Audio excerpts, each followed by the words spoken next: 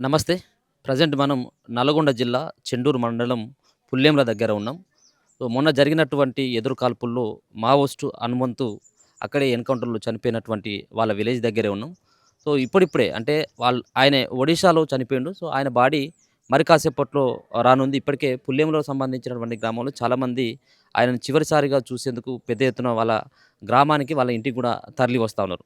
So, 25వ తారీఖున ఒడిశాలో ఉన్నటువంటి అడవుల్లో జరిగినటువంటి ఎదురు కాల్పుల్లో ఆయన చనిపోవడం జరిగింది. మావోయిస్టు పార్టీలో దరిదాపుగా 45 సంవత్సరాల పాటు సుదీర్ఘంగా పనిచేసినటువంటి వ్యక్తి 22 సంవత్సరాల వయసులో ఉండగానే ఆయనే ఇక్కడ గ్రామాన్ని ఆయన బీఎస్సీ చదువుతా ఉంటుండే ఆయన చదువుతున్నటువంటి రోజులలోనే ఆయన మావోయిస్టు భావజాలాలకి ఆయనే ఆకర్షితుడైపోయి అటువైపు వెళ్ళడం జరిగింది. మొత్తానికి 45 సంవత్సరాల తర్వాత ఆయన నిర్జీవంగా ఆయన చనిపోయిన తర్వాత మాత్రమే ఆయన భౌతిక కాయాన్ని ఈరోజు ఈ గ్రామానికి తీసుకొస్తున్నటువంటి పరిస్థితి అయితే కనపడతా ఉన్నది.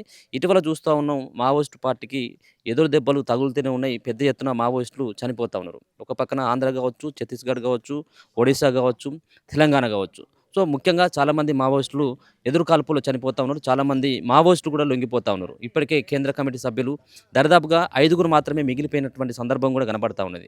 అంటే 20 మంది కేంద్ర కమిటీలో ఉన్నటువంటి వాళ్ళు 5గురు మాత్రమే మిగిలిపోయినంటే మావోయిస్టుల యొక్క పతనం ఏ విధంగా ఉందో అర్థం అవుతా ఉన్నది. ఇప్పటికే కేంద్ర ప్రభుత్వం సైతం కూడా మావోయిస్టుల అంతమే లక్ష్యంగా జరుపుతున్నటువంటి ఆపరేషన్ కగార్ ఏదైతే ఉందో ఆపరేషన్ కగార్‌లో భాగంగా చాలామంది ఇప్పటికే మావోయిస్టులు లొంగిపోతా ఉంటే ఆషన్న, మల్లోజుల లాంటి మావోయిస్టులు అలాగే మావోయిస్టులు లొంగిపోతే హిడ్మా కావచ్చు, మరో రామచంద్రారెడ్డి కావచ్చు, కడారి సత్యనారాయణ రెడ్డి కావచ్చు, ఇప్పుడున్నటువంటి పుల్లేముల గ్రామానికి చెందినటువంటి పాక హనుమంతు కావచ్చు. ఇలా చెప్పుకుంటూ పోతే తెలంగాణలో పేరు మోసినటువంటి చాలా ఏళ్లుగా మావోయిస్టు పార్టీలో కొనసాగుతున్నటువంటి వాళ్ళందరూ కూడా ఒక్కొక్కరు నేలకొరుగుతా ఉన్నారు. ఇటీవల మావోయిస్టు పార్టీలో మరి వాళ్ళ యొక్క భవిష్యత్తు కనుమరుగయ్యేటువంటి అవకాశం కూడా కనబడతా ఉంది. మార్చి 31 వరకి మరి దేశంలో మావోయిస్టులు లేనటువంటి రాష్ట్రంగా తయారు చేస్తామని చెప్పేసి ఇప్పటికే అమిత్ షా చెప్పడం, అందులో భాగంగానే ఆపరేషన్ కగార్‌ను సైతం కూడా వాళ్ళందరూ కూడా ఆపరేషన్ కగార్‌లో భాగంగా ఇప్పటికే దరిదాపుగా ఇటీవల జరిగినటువంటి పరిణామాలను చూసుకున్నట్లయితే 800కు పైగా మంది ఇప్పటికే మావోయిస్టులని అంతం చేయడం జరిగింది. దాంట్లో చాలా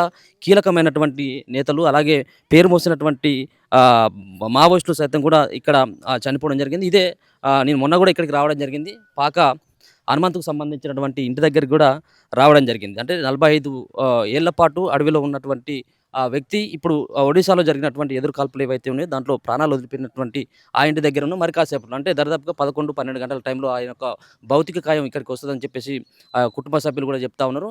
అయితే ఆ భౌతిక కాయాన్ని తీసుకెళ్లడానికి ఇప్పటికే కుటుంబ సభ్యులు సైతం కూడా ముగ్గురు, నలుగురు ఆ ప్రాంతానికి కూడా వెళ్ళడం జరిగింది. ఆ బాడీతోటి వాళ్ళు రావడం జరుగుతుంది. అంటే 2 రోజులు అవుతా ఉన్నది. 25వ తారీఖు జరిగినటువంటి ఎదురు కాల్పుల్లో 25వ తారీఖు జరిగినటువంటి ఆ ఎదురు కాల్పుల్లో ఆయన అక్కడికక్కడే మరణించిండు. ఒకసారి వాళ్ళ చెల్లెలు కూడా ఎవరైతే పాక హనుమంతుకు సంబంధించినటువంటి సిస్టర్ కూడా ఉంది. ఒకసారి మాట్లాడేటువంటి ప్రయత్నం చేద్దాం.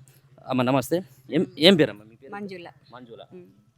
ఏంటి అసలు అంటే మీ యొక్క సోదరుని యొక్క పెళ్ళని చెప్పేసి అంటా ఉన్నారు. అంటే మొదటి నుంచి కూడా భావజాలాలు అట్లనే ఉండేదా? లేకపోతే ఎందుకోసం ఆయన ఎళ్ళాల్సినటువంటి పరిస్థితి ఏర్పడేది? ఇక అవన్నీ అంటే నాకు తెలవదు కదన్నా. ఆయన నల్గొండలో చదువుకున్నప్పుడు ఇంకా అటు నుంచి అట్టే వెళ్ళిపోయాడు. మేము నల్గొండలో చదువుకుంటూనే అనుకునేవాళ్ళం గానీ, తర్వాత ఇంకా ఏం తెలవదు. ఫస్ట్ నుంచి అయితే మంచి భావాలు ఉన్నవాళ్ళు. హ్మ్. హ్మ్. ఫస్ట్ నుంచి ఎక్కడ ఏమొచ్చినా ప్రశ్నించేది, మంచిగా నాలెడ్జ్ ఉండేది, మంచిగా చదువుకునేది. హ్మ్. ఫస్ట్ నుంచి కూడా భావాలు ఉండేది. మా తాత కాడ నుంచి కూడా ఉండేది. హ్మ్. పాకపుల్లయ్య కాడ నుంచి. ఆహా! హ్మ్. ఆ! అదైతే ఉండేది. ఫస్ట్ నుంచి కూడా. ఆయన చిన్నప్పటి నుంచి కూడా మంచి ఇది. హ్మ్. హ్మ్. ఏ ఏజ్‌లో ఎళ్ళిండు? అంటే అప్పటి వరకు అంటే మావోయిస్ట్ పార్టీలోకి వెళ్ళే టైంకి ఎంత ఏజ్ ఉంది? ఎంత చదువుతున్నాడు అప్పుడు? అప్పుడు డిగ్రీ అన్న. డిగ్రీ. డిగ్రీ చేస్తున్నాడు. ఆ! హ్మ్. అంటే ఇక్కడి నుంచి అప్ అండ్ డౌన్ చేసేటోడా? లేదు, డిగ్రీ అప్పుడు నల్గొండలోనే ఉన్నాడు. హ్మ్. ఎన్‌జే కాలేజ్‌లో డిగ్రీ చేస్తుండే. హ్మ్. ఇక అక్కడే ఉన్నాడు. ఇంక హ్మ్. అప్పటి నుంచి మరి ఏమైందో కూడా మనకు తెలవదు. హ్మ్. ఎందుకోసం వెళ్ళాల్సినటువంటి పరిస్థితులు ఎందుకొచ్చినాయి? ఇక అవన్నీ నాకు తెలవదు. తెలవదా? తెలవదు. ఆ! హ్మ్.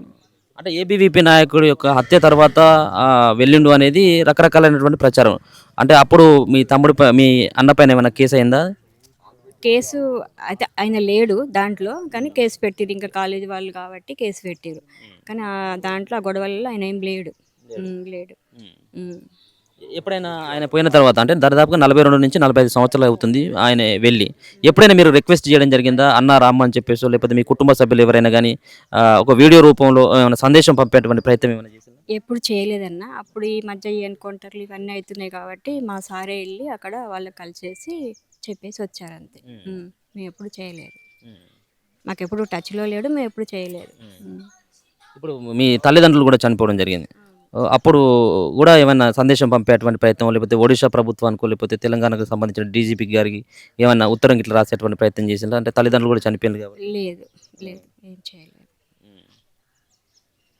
అంటే ఆయనకు సుమారుగా ఒక 20, 22 సంవత్సరాలు ఉండొచ్చు వెళ్ళినప్పుడు. ఉండొచ్చు అనుకుంటా. డిగ్రీ ఫస్ట్ ఇయర్ అంటే మరి ఉంటుండొచ్చు. అప్పటి నుంచి ఇప్పటి వరకు కనీసం మీతోటి కానీ మీ కుటుంబ సభ్యులతో కానీ వాళ్ళ ఫ్రెండ్స్ కానీ ఎవరితో కూడా ఆయన ఎలాంటి టచ్ లేదు మాకు ఎలాంటిది. ఆయన పోయినప్పటి నుంచి ఇప్పటి వరకు మాకు ఎలాంటి టచ్ లేదు. అసలు ఎప్పుడు ఎలాంటి విషయాలు కూడా మాకు తెలియదు. ఈరోజు చనిపోయిందని పేపర్లు వచ్చి టీవీలో చూసి మేము కన్ఫర్మ్ అయినాం అంతే. గతంలో కూడా చాలా సార్లు 2, 3 సార్లు కూడా చనిపోయింది అన్నటువంటి సమాచారం కూడా వచ్చింది. అవును. చాలాసార్లు వచ్చినాయి అట్లా. అవి కాదని మళ్ళీ తెలిసింది. టీవీలో ఇవన్నీ మేము టీవీలో పేపర్లలో చూసాం తప్ప మాకు అంతకు తప్ప ఏం తెలియదు. అంతే. చాలాసార్లు చనిపోయినానే వచ్చింది పేపర్లల్లో. ఇంకా అంతకు తప్ప మాకు ఇంకేం తెలియదు. ఇంకేం తెలియదు. మొత్తం ఎంతమంది అమ్మా మీరంతా కూడా మగవాళ్ళు ఎంతమంది ఆడవాళ్ళు ఎంతమంది మీరు? ఆయన పెద్ద ఆయన. మొత్తం 6 మందిమి. ఈయన పెద్ద ఆయన. ఇప్పుడు ఆయన డిస్కంటిన్యూ చేసి అటు వెళ్ళిందా? ఇంకా డిగ్రీ ఇంక అంతే కదా, డిస్కషన్ చేసి అయితే వెళ్ళిపోయాడు. ఆ కాలేజీ గొడవలలో ఇంకా అటు నుంచి అటే వెళ్ళిపోయాడు అన్నట్టు తెలుసు, కానీ అక్కడ ఏమైంది కూడా మనకేం తెలియదు. అంటే ఆయనకు 20, 22 సంవత్సరాలు అంటే సరే ఊహ కూడా అంత తెలుసు కాబట్టి ఎట్లా ఉండేది మీతో ఆయన? మంచిగా ప్రేమగా ఉండేది, మంచిగా ఉండేది, బాగా చదువుకోవాలి, అందరూ మంచిగా ఎదగాలి అని బాగా చెప్పేవాడు. మంచి తెలివైనవాడు. మీ మీ పెళ్ళే టైంకి ఏమన్నా ఉన్నాడా? లేడు లేడు. అసలు ఇప్పటి నుంచి నేను 13 సంవత్సరాలకి ఇప్పటి వరకు ఒకసారి కూడా చూడలే ఆయన. చూడలే. ఎలాంటి టచ్ లేదు, ఎలాంటి విషయాలు కూడా మాకు తెలియకపోతుండే.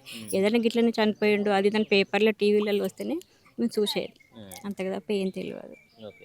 మీరు చివరిసారిగా ఎప్పుడు చూసుకుంటారని? ఇప్పుడు చూసుడే. అంటే లాస్ట్ ఆయన పోయే ముందు ఎప్పుడు లేదు. అప్పుడు కూడా మేము చూడలేదు. మేము ఇక్కడ ఉండేది, అన్న నల్గొండలో చదువుకునేవాడు కదా, అటు నుంచి అట్టే వెళ్ళిపోయాడు. ఎప్పుడు చూడలేదు. ఇప్పుడు ఈ చనిపోయిండు అని వార్తల ఫోటోలు చూసుడు తప్ప.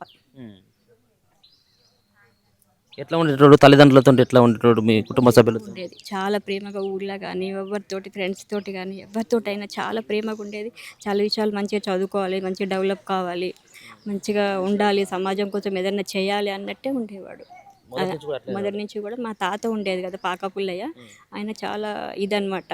అవన్నీ ఆయన వంటలు ఆయన మంచిగా ఆలోచించేవాడు. 2, 3 సార్లు ఇటువంటి సమాచారం వచ్చింది. సరే మీరు అంతా కూడా ఆయన కాదు అని చెప్పేసి తేల్చేసుకున్నారు. ఈసారి మీకు తెలిసేసరికి ఇది కూడా ఫేక్ అయినటువంటిది అనుకున్నారా? ఫోటో చూసిన తర్వాత మీ బ్రదర్ మా బ్రదరే అనుకున్నాం ఫోటో చూసి. ఇటీవల జరుగుతూ ఉన్నాయి, వరుసగా ఎన్కౌంటర్లు జరుగుతూ ఉన్నాయి. అడవిలో ఉన్నటువంటి అన్నలను సైతం కూడా లేపేసేటువంటి ప్రయత్నం, ముఖ్యంగా ఆపరేషన్ కగార్ తోటి మట్టుబెట్టేటువంటి ఒక ప్రయత్నం జరుగుతూ ఉంది. సో ఈ ఆపరేషన్ కగార్ కావచ్చు, వరుస ఎన్కౌంటర్ల పైన మీకున్నటువంటి అభిప్రాయం ఏంటి? ఇంకా మనకు తెలిసిందే కదా, ఇవాడు లేకుంటే చేయాలనుకుంటుండే చేస్తుండు, పట్టుకుంటుండు, చంపేస్తుండు, అంతే తప్ప ఇంక మనకు అందరికి తెలిసిన విషయాలే. దాని గురించి ఏం మాట్లాడతాం? ఇటువంటి వరుసగా ఎన్కౌంటర్లు జరుగుతున్నప్పుడు భయపడరా? అంటే మా తమ్ముడు, మా అన్న అక్కడ ఉన్నాడు ఏమన్నా ఐదు వచ్చేమన్నటువంటి అటువంటి. ఇప్పుడు అందరు చనిపోతారు, చాలా మంది లొంగిపోయి వచ్చారు, చాలా మంది చనిపోతారు. అన్నకు కూడా ఎప్పుడు ఏమవుతుందో ఏంటో అనేది భయంగా ఉండేది మాకు, అంతే. ఎప్పుడు ఏ వార్త వినవలసి వస్తుందని భయపడేవాళ్ళం, అంతే. మొదటి నుంచి కూడా ఇక్కడైనా ఈ పాకలోనే ఉండేది, ఈ ఇంట్లోనే ఉండేది? ఇక్కడే ఉండేవాళ్ళం. ఇక్కడే ఆయన ఇక్కడే పుట్టిండు, ఇక్కడే ఉండేవాళ్ళం. మామూలుగా మా అమ్మనైనా కూడా బతికిన రోజులు కూలి చేసుకొని బతికారు. మాకు చూస్తేనే తెలిసిపోతుంది కదా. ఎప్పుడైనా ఉన్నటువంటి స్థానిక పోలీస్ స్టేషన్ దగ్గరికి మీ అమ్మ వాళ్ళను మిమ్మల్ని రమ్మని చెప్పేసి ఏమైనా పోలీసు వాళ్ళు తీసుకుపోయి ఏమన్నా సందేశం ఇచ్చేటువంటి ప్రయత్నం చేయండి అని చెప్పేసి ఏమన్నా చెప్పారు? అంటే ఇట్లా మీ కొడుకుంటే లొంగిపోమని చెప్పండి, ఎక్కడున్నా చెప్పండి, అది ఇది అంటే ఆయన ఒకటే మాట చెప్పేది, నాకేం తెలుస్తుంది, ఏం తెలిసినా మీకే తెలుస్తుంది కదా సార్ అనేవాడు, అంతే. పిలిపించి మాట్లాడి పంపించేవాళ్ళని నాయన, అంతే. వాళ్ళు ఎప్పుడు పిలిపించినా నాయన పోయేది చండూరుకి. నాకేం తెలుస్తుంది సార్, మీకే తెలుస్తుంది కదా అనేవాడు, వచ్చేసేది, అంతే. అంతే, వాళ్ళకు కూడా ఏం తెలుస్తుంది.